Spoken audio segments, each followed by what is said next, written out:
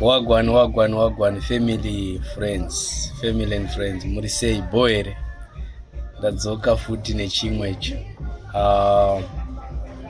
Nhasi tutaura nyaya yema-secrets. Secret in families. Yeah. No one can destroy what he doesn't know. Always. Chausingazivi haukwanisi kuchidestroya. So kana tichiita zvinhu zvedu ngatizviite secret. Ita medzi dzako secret so that hapana anokwanisa kudestroya, because munhu ari close newe akaziva zvauri kuita kana achida kudestroya is easy. It's easy zvekudaro. Saka secret takaenda. Sivai zvekutaura, sivai zvekuchengeta.